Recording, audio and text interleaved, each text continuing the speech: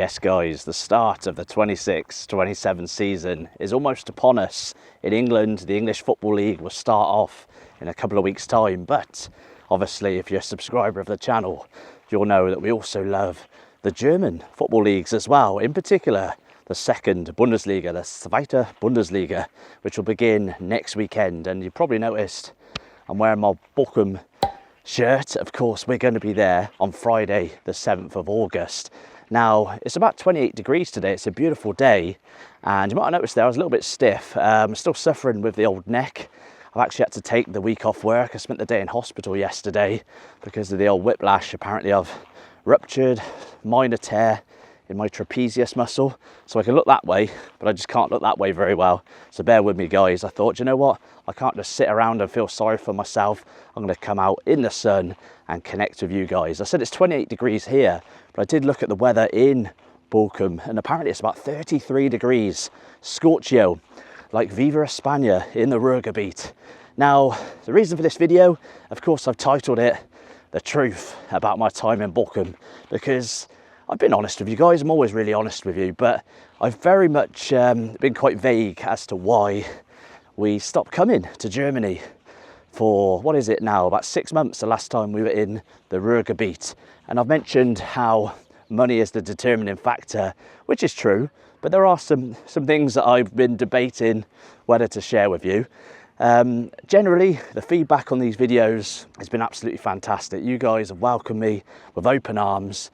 But the thing is, when things go well, when there is an element of success in what you do, you're always going to bring out some haters, some negative people.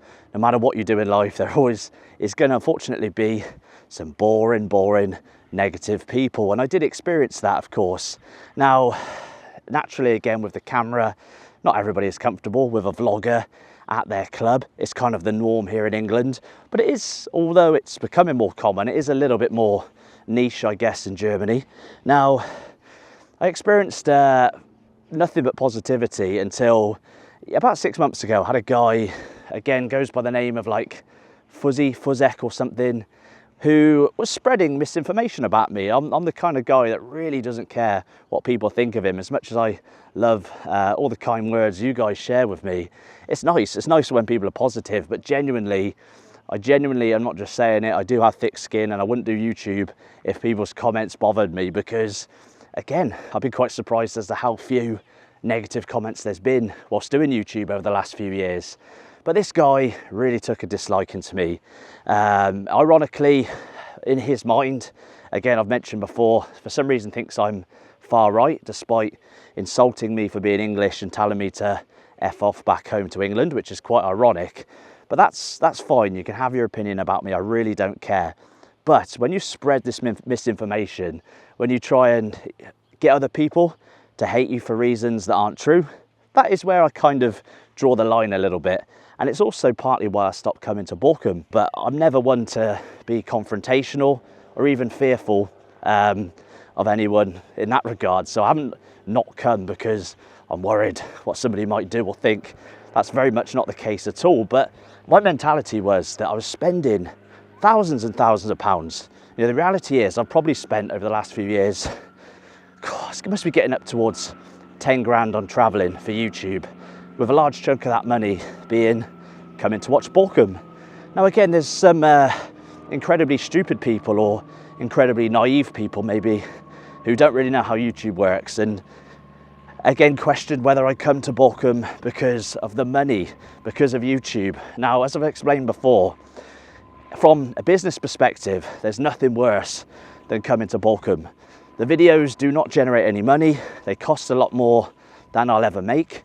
And as I said to you before, again, if I was thinking like a businessman, I'd stay away.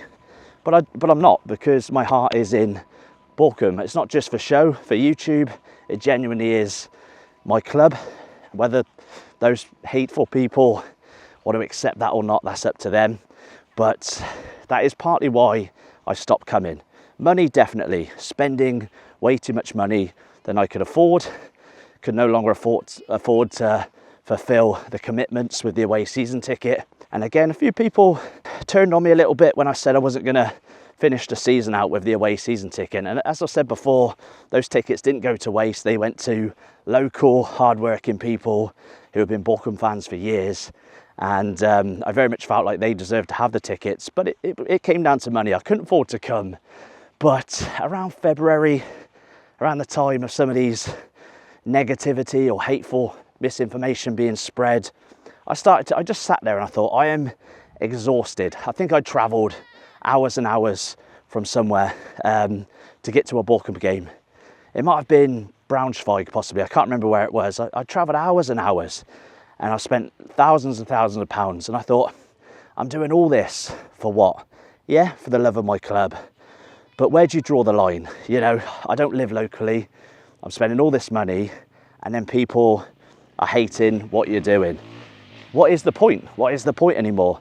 And that's what actually drove me to stop making the videos. I thought, well, you're spending all the money, you're exhausted, you're getting on a bit now, and then people aren't even enjoying what you're doing. So what's the point? But again, maybe I was a little naive because I let the actions of 1, 2, 3, it's probably more. Realistically, I've only ever had a few comments negatively, and 1 or 2 people messaged me directly full of hateful, naughty words. So I let those people get to me, which is very unwry. Again, normally, like I say, I'm very thick-skinned. Nothing ever gets to me. But when you do hit me in the heart, I'm obviously going to respond. And that's what I did. So just put a nail in the coffin to this negativity. The reason I stopped coming, yes, 90% financial, 10% some negativity, which made me think, why do I bloody bother? A combination of the both.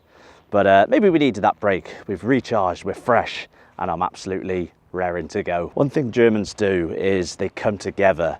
They love being part of a club. You know, there's fan club after fan club in all these German clubs. And again, there's fan clubs in English clubs.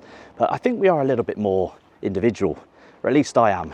So there's always going to be a slight conflict of interest when you've got people all wearing the same t-shirts, the unanimous rule of no cameras, aka the ultras, and their support for the club. And then some random, slightly strange English guy rocks up with a dodgy hairline and a big nose, full of confidence in being supportive in his own way. It doesn't fit the mould of traditionally what football fans do. And whilst there's vloggers everywhere, I'm not unique in that regard. I do think the way in which we go about things, guys, maybe it's because I don't really give a shit, but when it comes to Bochum fans, I do. You know, even if you hate me, if you're wearing the shirt, we're part of the same club, journey, family, and I guess that's the moral of the story, isn't it? Just because someone's different doesn't mean they're necessarily the enemy. Because when it comes down to it, guys, everything that we've done, our time in the Ruhrgebiet, in Bochum, isn't really about me. Again, I'm just the guy fronting this whole community that we've built. So many people, so many Dauerkarte season ticket holders at the Ruhrstadion had never met each other before, but through the community, through partly me and partly what we've built, these people have come together, and there's now big groups of people who had never met each other, or probably passed each other hundreds of times over the years, but never spoken to each other, and now the best of friends. There's so many nice, positive stories that have come from what we do on YouTube. So that's the moral of the story.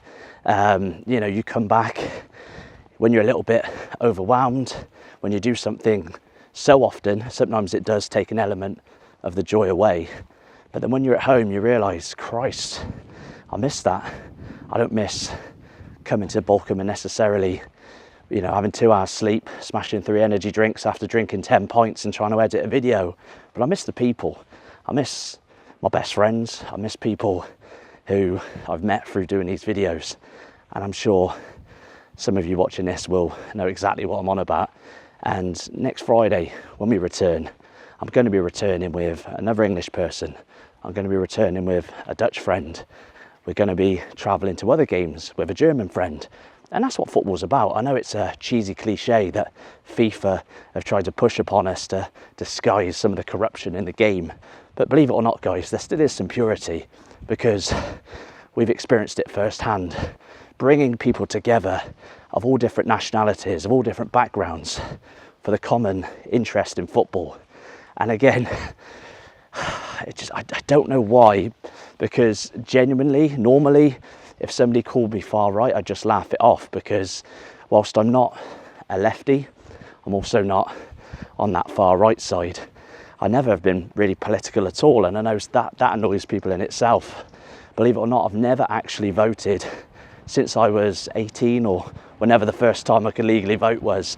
I've never voted in a general election ever since. This is also why I created the YouTube channel. A few years ago, I was so fed up in the modern world. I was so fed up off the back of COVID, all the crap on the news. I made the decision to stop watching the news, and I just wanted to escape all the crap in the world, all the negativity. So I basically went down the YouTube route to create my own little bubble, aka football paradise, my own little world, my own little happy place. If you've watched Happy Gilmore, yeah, a little dwarf riding a bike. So I was going to address all this in a slightly shortened version, actually in the video, the vlog we'll make on Friday. But I thought, speaking of that negativity, let's just rid of it now. Let's clear ourselves from anything negative, because it really is insignificant when it comes to my love for Bochum. Because again, we didn't stop making the videos because it wasn't making money. We didn't stop making the videos because we didn't enjoy making the videos. We didn't stop making the videos because it was all an act. Whatever you've heard, chosen to believe, I'm just here telling it as it is. I think you can tell by now that I do wear my heart on my sleeve, whilst I joke about things, and obviously humour is different here in the UK than it is in Germany.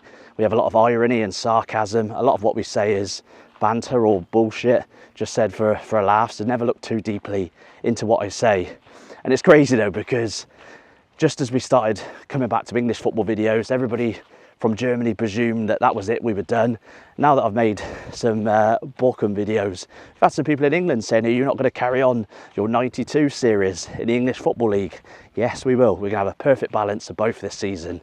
And let's get back to the positivity, because as we stand here in the sun with almost a week to go until we see that glorious Stadion, my soulmate, my love, and we get to also see how another Englishman reacts for the first time, like I did 2.5 years ago. It's very much still a love story, guys, and every great love story has some bumps in the road. So with that said, I'm going to be doing my Zweite Bundesliga predictions. I'm possibly going to do them live, and I am feeling confident, probably a little bit deluded, but hey, I'm English, you know what to expect, because I am confident going into this new season. I really think it's going to be a good one, and I'm not going to give you any broken promises this year. As I said to you before, every 6 weeks to 8 weeks, every couple of months at most, we will be back. So the plan at the moment is obviously this Friday, first game of the season against Hertha, a beautiful Freitagabend Flutlichtspiel, and then we've got in October the home game versus Wolfsburg, who I'm going to give away my prediction. So I think are strong contenders to go straight back up due to their money. I think they've spent Wolfsburg have spent about the same as the whole league combined, apparently. I need to look into my transfer marked facts for when we do the predictions video. And then we're going to be back again in December for either the home game versus Heidenheim or the home game versus Magdeburg. And speaking of Magdeburg, we will be there for their game next weekend against Eintracht Braunschweig, and of course the Wolfsburg against Kaiserslautern game. I know I'm not really a tourist anymore. I'm very much a fan, and it's a little bit more dodgy when you go and watch other teams, but I hope you people who watch the channel who aren't Bochum fans understand that I also have a deep love for German football, the fan culture and the people. You know, you always think your own country is terrible, don't you? But when an outsider comes in, he offers a different perspective. So if you see us next Friday, come join us. We're staying at the Moxie. We'll be sinking the beers. If the pain in my neck hasn't gone, I'm gonna have to sink a few more beers to try and take that pain away. But I'm very much looking forward to this. Wenn lieben wir, you know the rest. Come on.